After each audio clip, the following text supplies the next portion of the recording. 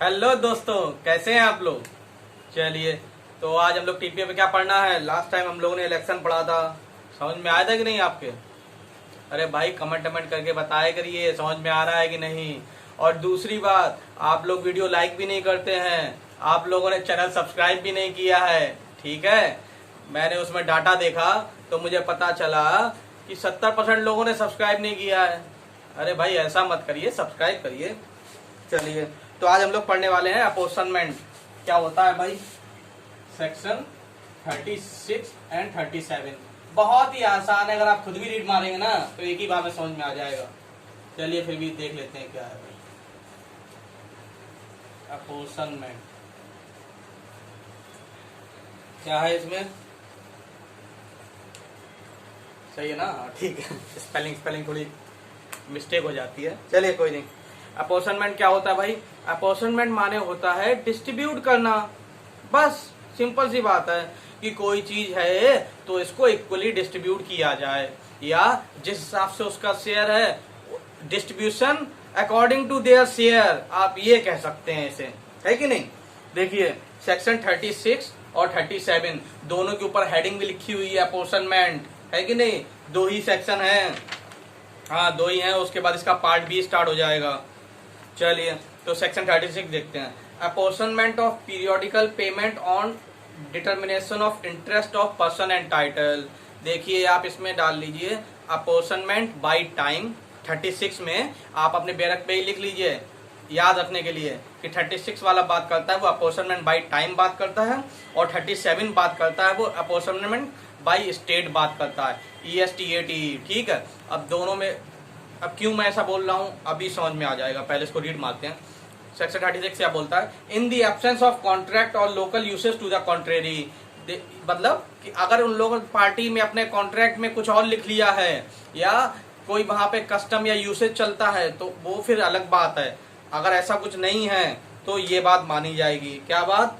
All rent, annuities, pensions, dividend and other periodical payment in the nature of income. कोई भी चीज अगर in the nature of income आती है, ठीक है, इनकम पे लाइन कर लीजिएगा। Sale upon the transfer of interest of the person entitle to receive such payment be deemed as between the transfer and the transfer to accrue due from day to day. Due from day to day पे भी line कर लीजिए। And to be apportionable accordingly but to be payable on the days appointed for the payment thereof. क्या बोलता है भाई।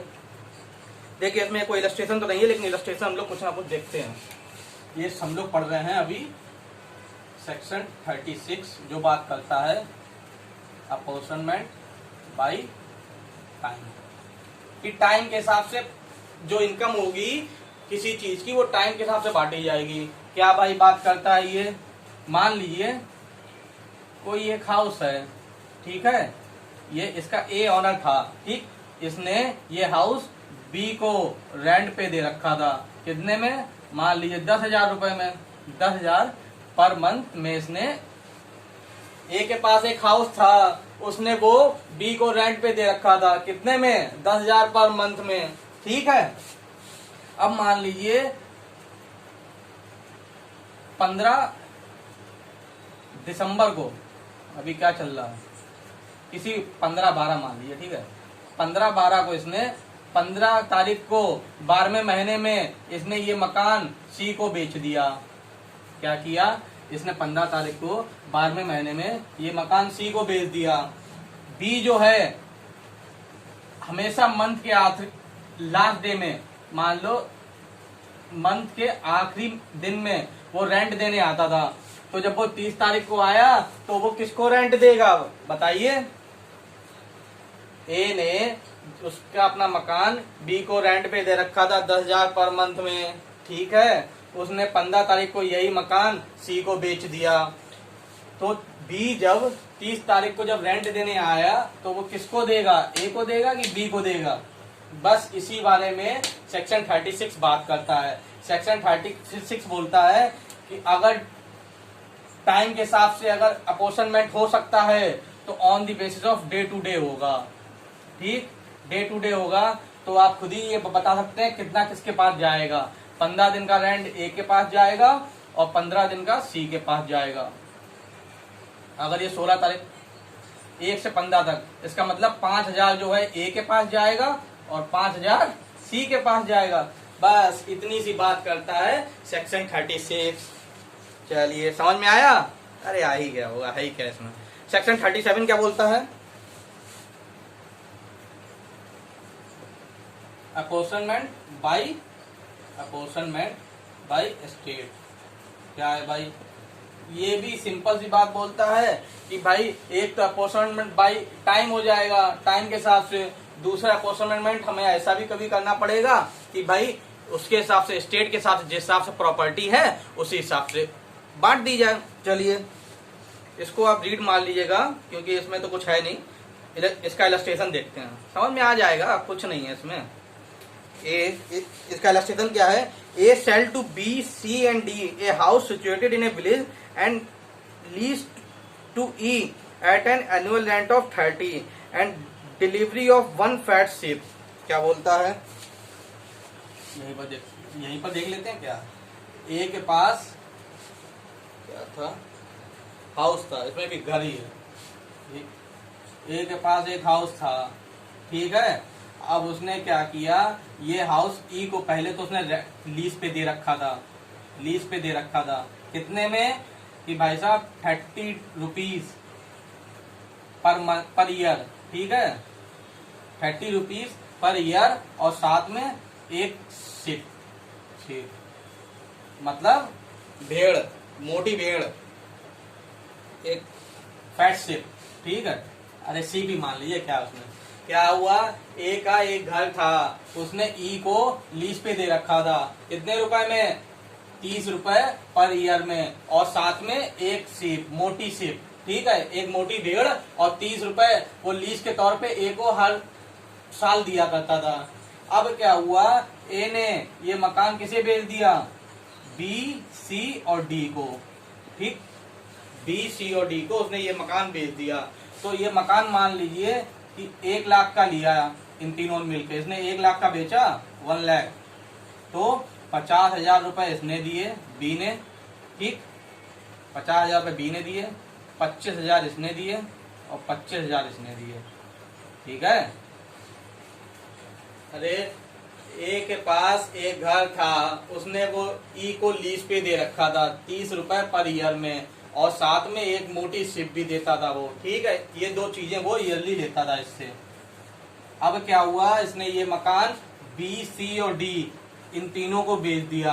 अब इन तीनों ने कैसे खरीदा? 1 लाख में बिका, 50,000 इसने दिए, 25,000 इसने दिए, 25,000 इसने दिए, ठीक। अब क्या हुआ? तो इस हिसाब से इसका इस मकान में 50% शेयर हो गया, इसका 25%, इसका भी 25%। ऐसे ही तो हुआ है कि नहीं? अब जब जब ये पैसे देगा तो अब किसको देगा? अब भाई इनको देगा। तो 30 रुपए पर मंथ पर ईयर वो देता था, तो कैसे अपॉर्शनमेंट होगा? किस हिसाब से डिस्ट्रीब्यूशन होगा? बताइए, डिस्ट्रीब्यूशन किस हिसाब से किया जाएगा? देखो 30 में से 15 रुपए इसे मिलेंगे और 7.5 इसे, 7.5 इसे। बस यही वो इलस्ट्रेशन कहना चाहता है। और रही बात ये शिप की, ये मोटी शिप किसके पास जाएगी? तो जिस हिसाब से बी और सी और डी तीनों एक साथ मिलके एग्री हो जाएं।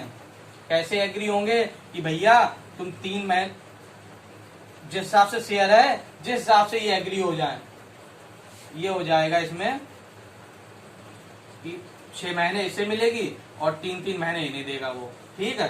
कि साल में एक ही शिप है ना, तो 6 महीने इसे मिलेगी, 6 महीने नहीं, कहने का मतलब है कि 6 बार इसे मिलेगी, 3 बार इसे मिलेगी, 3 बार इसे मिलेगी, ठीक है।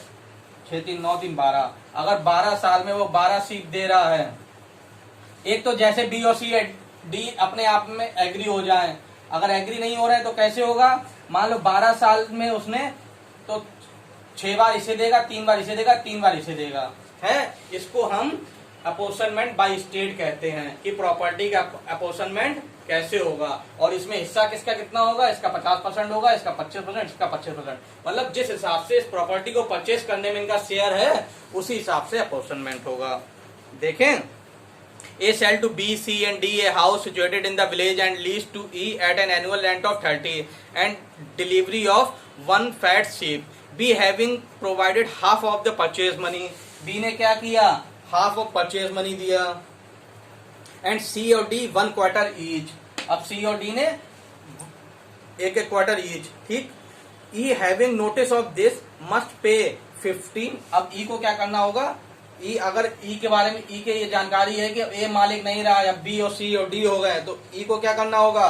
15 रुपए बी को देने हैं, 15 टू बी, 7.5 सी को और 7.5 डी को. And must deliver the sheep according to the joint direction of B C and D. और जिस हिसाब से बी सी डी कहें उसी हिसाब से वो मोटी भिगड़ भी दे देगा.